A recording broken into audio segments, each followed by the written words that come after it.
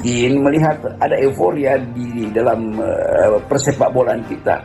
Tapi euforia itu membatalkan atau membuat kita lupa bahwa yang bermain di lapangan itu sebetulnya adalah bukan grup yang kita idealkan sebetulnya, karena apa yang sekarang disebut sebagai naturalisasi itu semacam penipuan terhadap sensasi itu. Nah, saya mau terangkan itu bukan untuk membatalkan permainan sepak bolanya, tetapi menghidupkan kembali prinsip bahwa olahraga itu adalah kenikmatan, tapi sekaligus dia adalah kebanggaan untuk mencari bibit-bibit asali bangsa ini di dalam bidang persepak bolaan atau olahraga. Nah, ketika naturalisasi dilakukan, maka akan muncul pertanyaan, sampai kapan? Kalau sampai kapan, akhirnya kan kalau saya tadi kasih clue kan terkait support politik, support pemerintah, berarti tergantung nanti ketua umumnya, tergantung nanti siapa yang memimpin federasi, kan begitu. Kalau misalnya sampai kapan. Tapi ada pertanyaan lain lagi secara sepak bola, seberapa banyak gitu kan? Kalau total dalam kurun waktu periode Iwan Bule sebelumnya itu catatan saya 3 lah, di luar Maklok yang mandiri, berarti 4 kalau dengan Maklok. Di era Erick Thohir ini dalam kurun setahun tambah 9, berarti 9 tambah 4, 13. Sudah 13 pemain naturalisasi. Maka pertanyaannya seberapa banyak? Itu pertanyaan lain secara sepak bola. Pertanyaan lainnya, apa artinya kompetisi? Kenapa muncul pertanyaan apa artinya kompetisi? Karena dimanapun mazhab sepak bola, prinsip sepak bola, timnas itu lahir dari rahim kompetisi, kan begitu. Membangun tim nasional pasti prosesnya dari bawah, termasuk rahimnya adalah kompetisi paling elit di negara itu. Maka ketika jalan pintasnya akselerasinya adalah naturalisasi, akan ada pertanyaan sepak bola lainnya. Apa artinya kompetisi? Kan buat negeri ini seperti itu. Pertanyaan lainnya lagi nanti adalah bagaimana dengan pembinaan sepak bolanya, football development-nya, kan seperti itu. Akan muncul pertanyaan-pertanyaan itu. Nah, sebetulnya concern saya di situ. Concern saya sebagai pengamat bola di aspek sepak bolanya. Saya ingin mengingatkan siapapun yang mau diingatkan, baik itu federasi maupun pelaku-pelaku sepak bola. Seperti itu. Iya, kalau kita ngelihat kan idealnya ya sebuah timnas itu terbangun dari bawah memang. Ya. Kita bicara ideal, kita bicara Spanyol, kita bicara Jerman, kita bicara Inggris. Memang dari youth development-nya sudah jalan sehingga mereka bisa membentuk tim yang bagus. Ya. Kita kan masih sangat panjang kalau kita mengandalkan akan membangun youth development lalu mendapatkan timnas yang bagus. Ada kesempatan untuk bisa masuk atau kita apa ya istilahnya potong jalur lah ya dengan jangka pendek untuk membentuk timnas kita yang bagus. Dan ini tadi Bang Hasan bilang pemain-pemain kita yang ada di luar kita panggil ke sini kembali untuk bela merah putih, dan mereka punya hak karena mereka punya darah.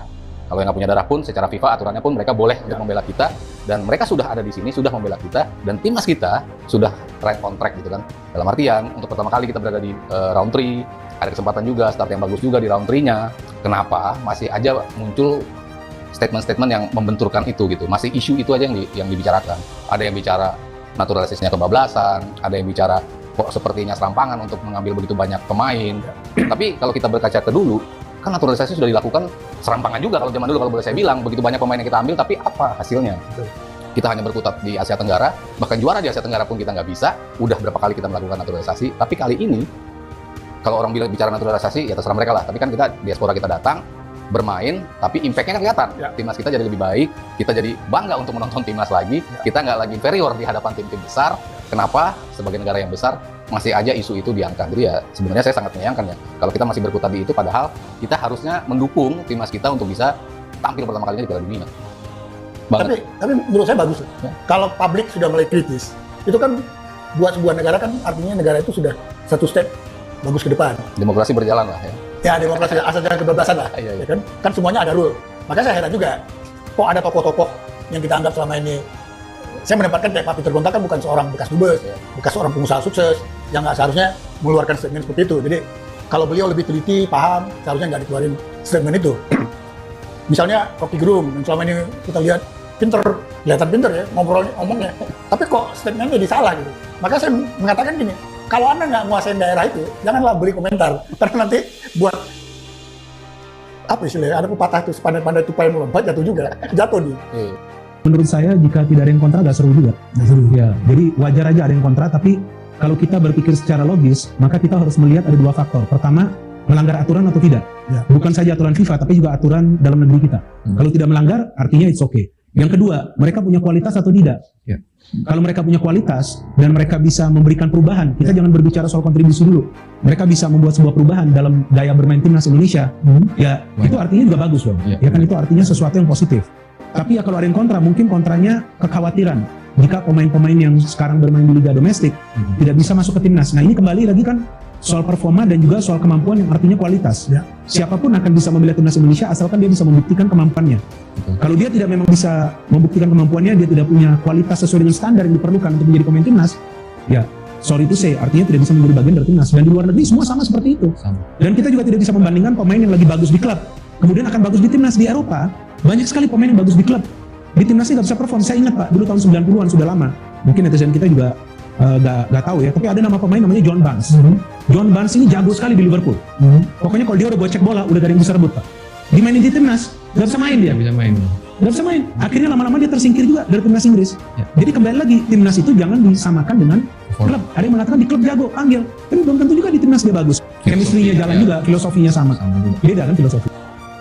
Pak Erik udah bilang ini kan hanya untuk memotong aja untuk jangka pendek, karena yang dibutuhkan kita kan peringkat kita kan 173 sebelumnya. Awalnya. Bagaimana meningkatkan kualitas permainan tim nasional yang baik dengan STY datang, dia butuh pemain-pemain yang sudah siap pakai, sudah siap jadi untuk bisa meningkatkan performa tim kita. Jadi makanya perlu pemain-pemain dari luar itu, dan mereka punya satu syarat, harus punya darah keturunan Indonesia. Kalau tidak dari itu nggak boleh. Kan ini jelas bahwa mereka punya darah itu dari kakek nenek atau dari orang tuanya untuk bisa menjadi warga negara dan bermain, dan harus punya kualitas yang baik, dilihat kan, untuk bisa meningkatkan performa kita.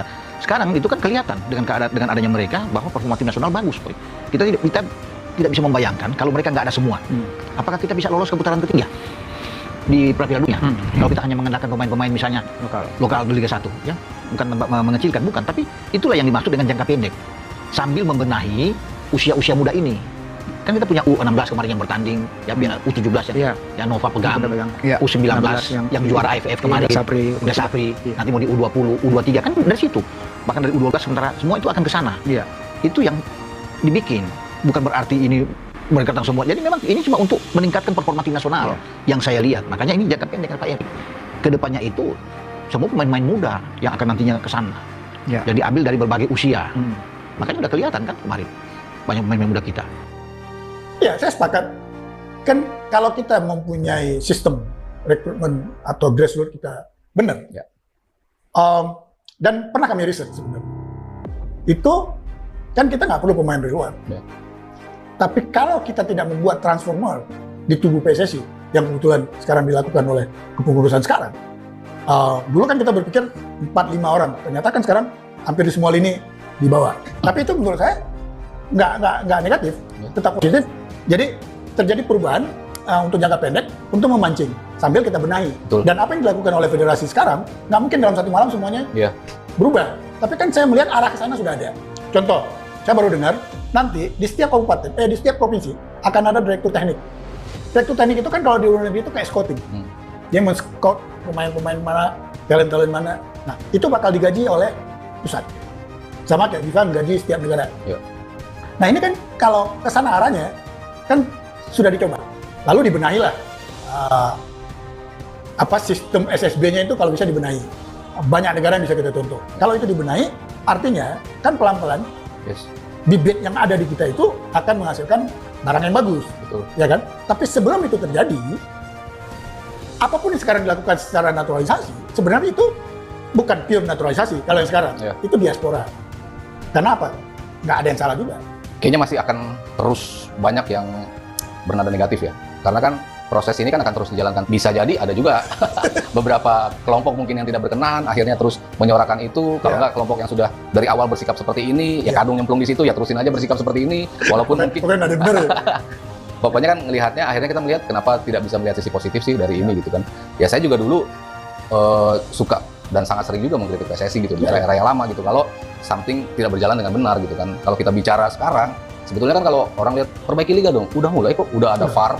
Itu kan satu yang kita idam-idamkan selama ini susah bener. Iya, kita nonton. Masih ngitung berapa biayanya gitu. Tapi ini langsung execute. Jadi dan beberapa pertandingan yang tertolong oleh VAR itu sudah terlihat nyata gitu. Wasit itu sudah bisa mengambil keputusan dan membatalkan sebuah keputusan karena ada VAR itu. Kan artinya udah something yang positif, langkahnya sudah jauh lah ke arah positif. Lalu kita bicara grassroots kan kita pernah singgung juga. EPA sudah jalan dari 16, 18, ada 20, ada 14 sekarang. Walaupun saya masih melihat lubang-lubang di mana banyak klub yang minjem SSB untuk memainkan U14-nya, U16-nya itu kan masih belum ideal. Tapi kan paling nggak kompetisinya sudah ada gitu.